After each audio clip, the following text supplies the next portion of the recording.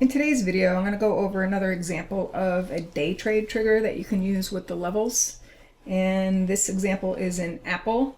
Now, we did actually have, let's see, a nice little rally off of this support decision, but we knew that if it was going to continue, that we needed to clear the hurdles on the way up. And if they didn't, you wanted to, ditch the position or actually look at a short. So that's where we're going to look at a trigger. So you got up into this resistance that came in between 121.53 to 121.77. There was a 50% retracement that overlapped a 100% projection. The projection comes from this low to high swing, okay, because that was 338. This swing was very similar at 340. So once you got up into that area and we didn't clear it, what you have to do is go down to the lower time frame chart.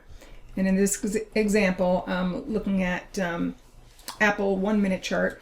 Now, I've always done the 834 EMA crossover, but I found with some of these you want to get a quicker crossover, where you are triggering into a trade where it is closer to where your definition of risk is. So I'm trying the 513 EMA crossover on the 1 minute chart. And in this case, we had the crossover here. This is where we met the resistance. You have the crossover here, and then typically I like to see it also take out a prior swing low, because then it's basically, showing you the shift in pattern that you want to see. So once both of those things occurred, it was all right to short Apple and then place a stop either above this high or above the high end of the zone.